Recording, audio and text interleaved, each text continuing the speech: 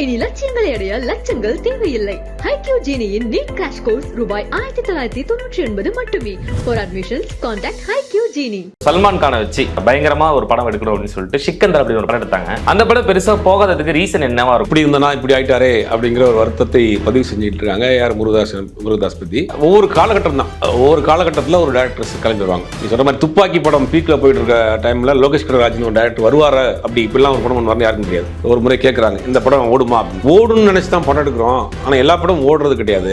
ஓடுன்னு கன்ஃபார்மா தெரிஞ்சுன்னா நான் எடுக்க எல்லா படமும் ஹிட் இல்ல. சக்சஸ்ஃபுல் டைரக்டர்னா வருவாங்க, பரபரப்பா வருவாங்க, ஒரு 5-6 படம் 10 படம் கொடுப்பாங்க. அதுக்கு பிறகு அந்த கால ஓட்டத்தில் அவங்க வந்து அடிச்சுட்டு போயிடுவாங்க. அந்த லிஸ்ட்ல உள்ள நபர் தான் ஏஆர் முருகதாஸ். அந்த அப்டேட் இப்போ சல்மான் கான் எனக்கு தெரிஞ்சு ஏஆர் முருகதாஸை சூஸ் பண்ணதான் தப்பான விஷயமா எனக்கு தோணுது. ஏன்னா அப்படிங்கும் போது நல்ல படமா இருந்தா ஓடும். இதுல வந்து தமிழ்நாட்டுக்காரங்க படம் பார்க்க மாட்டேங்கிறாங்க, தெலுங்குக்காரங்க படம் பார்க்க மாட்டேங்கிறாங்கன்னா தோற்று போனவர்கள் சொல்ற வியாக்கியானம் இதெல்லாம் இல்ல. படத்தை ரிலீஸ் பண்றதுக்கு வெளியே வர முடியலையே. நேற்று கூட அவர் வீட்டில் பார்த்தீங்கன்னா சுத்தி கண்ணாடி போட்டு கண்ணாடி கூண்டுக்குள் நின்று தானே கையை காமிச்சிட்டு இருக்கிறாரு. இப்ப மதராசி படத்தினுடைய ஒரு டீசர் மாதிரி ஒன்று விட்டாங்க, அதை பாக்குறப்ப நம்மளே கூட அதை பத்தி பேசியிருந்தோம். ஏஆர் முருகதாஸ் படம் மாதிரியே இருந்துச்சு நிறைய படங்கள். கத்தி, துப்பாக்கி, இந்த மதராசிக்கும் சந்தேகம் வலுவா இருக்கு. இப்ப ஏற்கனவே ஒரு சந்தேகம் இருந்துச்சு, இந்த கத்தி மாதிரி இருக்கு துப்பாக்கி மாதிரி இருக்கு டீசர் பாக்குறப்ப அப்படின்னு நினைக்கிறப்ப இப்ப சிக்கந்தருடைய ரிசல்ட் கேட்கிறப்ப ஐயோ அப்படிங்கிற மாதிரி தான் இருக்கு.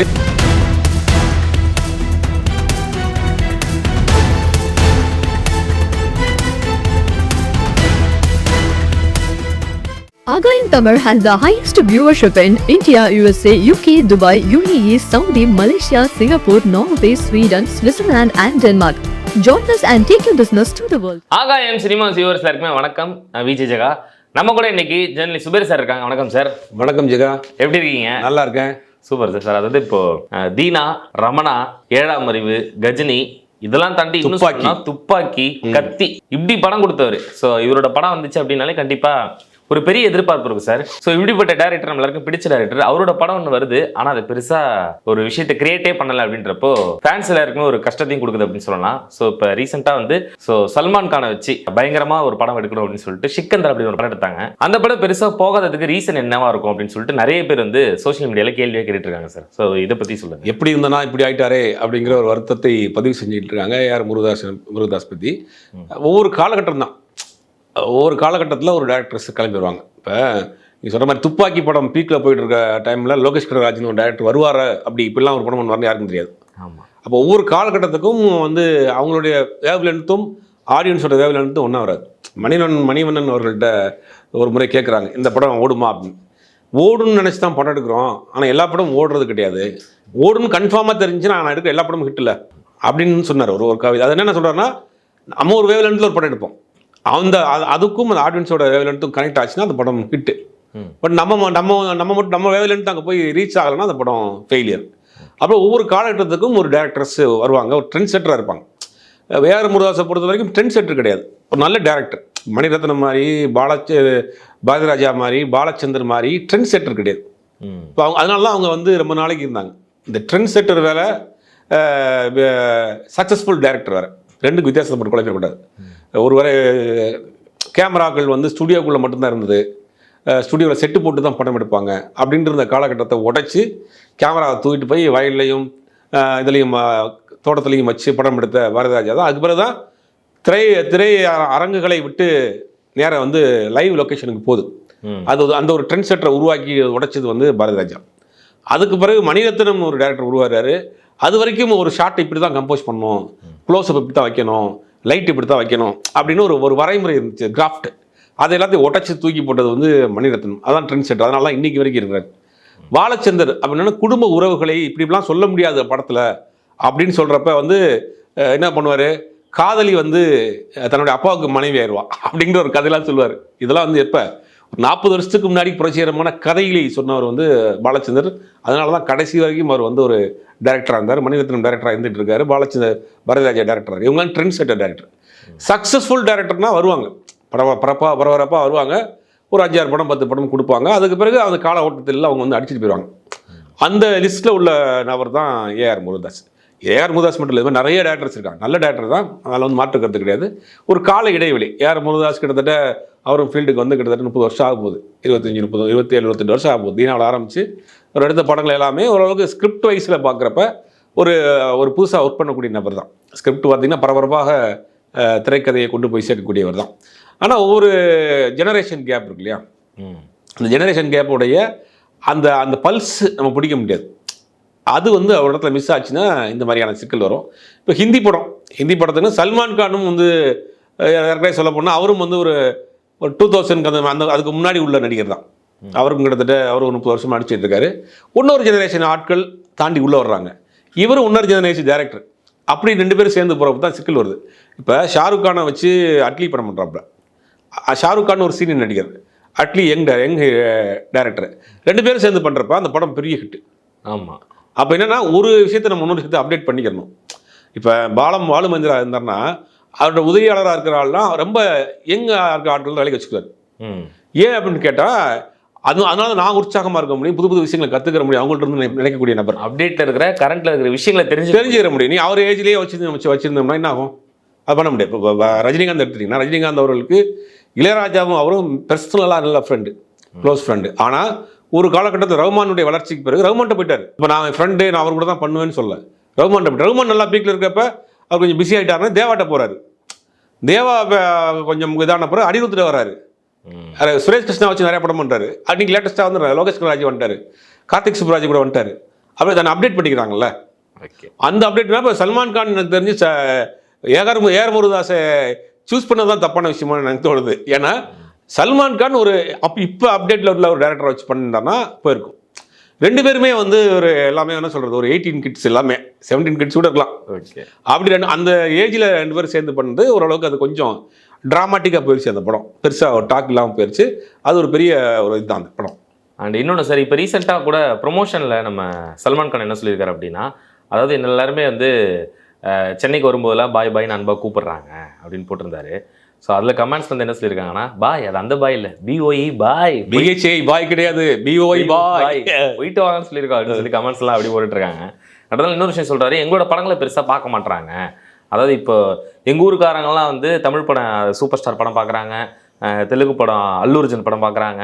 பட் இங்கே இருக்கிற எங்கள் நடிகர்களோட படத்தை வந்து தமிழ்நாட்டில் பார்க்க மாட்டுறாங்க, மற்ற மாநிலங்கள்லையும் பார்க்க மாட்டுறாங்க அப்படின்னு சொல்கிறாரு. இல்லை, ஒரு காலத்தில் வந்து ஹிந்தி படத்தினுடைய ஆதிக்கம் தமிழ்நாட்டில் ரொம்ப இருந்துச்சு.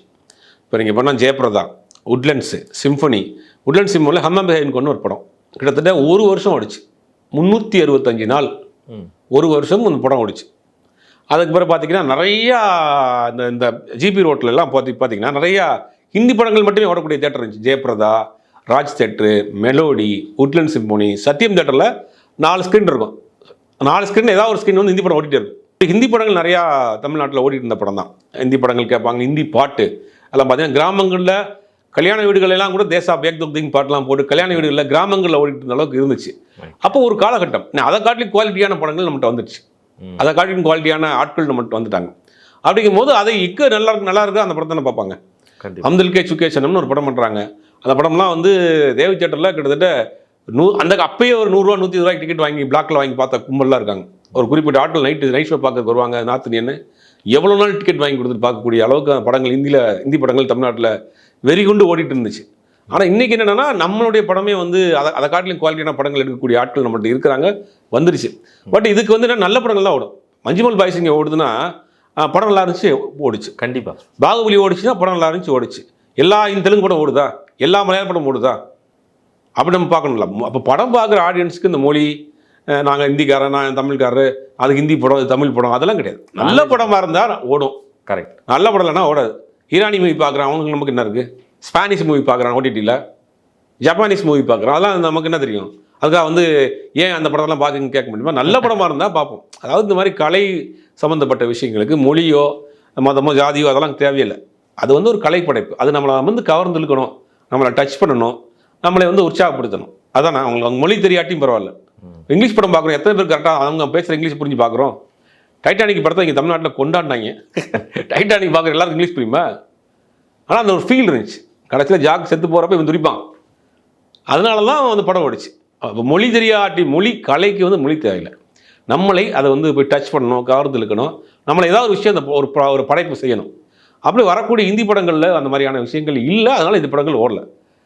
சென்னை எக்ஸ்பிரஸ் படம் இங்கே தமிழ்நாட்டில் ஓடிச்சு, பெருசாக போட்டு அந்த சாங்கை இன்றைக்கும் அந்த பார்ட்டிலாம் அந்த சாங் இல்லாமல் இல்லை. அப்படிங்கும்போது நல்ல படமாக இருந்தால் ஓடும். இதில் வந்து தமிழ்நாட்டுக்காரங்க படம் பார்க்க மாட்டேங்கிறாங்க, தெலுங்குக்காரங்க படம் பார்க்க மாட்டேங்கிறாங்கன்னா தோற்று போனவர்கள் சொல்கிற வியாக்கியானம் இதெல்லாம். ஓகே. தோற்று போனவர் எல்லாமே என்ன சொல்லுவாங்கன்னா, என்னைய வந்து அமுக்கிட்டானுங்க, என்னைய வந்து ஒதுக்கி வச்சுட்டானுங்க, எந்த படத்தை பார்க்க எனக்கு பின்னாடி ஒரு சதி நடக்குது அப்படின்னு. அதெல்லாம் இல்லவே இல்லை. நல்ல படமாக இருந்தால் அது மொழி தாண்டி போட்டுகிட்டே இருக்கும், பிச்சு எடுத்துகிட்டு ஓடிடும். அப்போ நீங்கள் நல்ல படம் எடுங்க பாய், அடுத்த படத்தை பார்ப்போம். உண்மையாக இல்லைன்னா பாய் அப்படி அவ்வளோதான். இல்லாட்டி தமிழ்நாட்டுக்காரங்க உங்களை பாய் தான் காட்டுவாங்க. ஆனால் ரொம்ப அழகாக சொன்னீங்க சார், இந்த கலைக்கு மொழி தேவையே இல்லை அப்படின்னு. ஏன்னா நம்ம ஊரில் கிட்டத்தட்ட நீங்கள் சொன்ன மாதிரி இதுக்கு முன்னாடி குவாலிட்டியான மூவிஸ் ஏகப்பட்டது ஹிந்தி படங்களும் நம்ம பார்த்துருக்கோம்.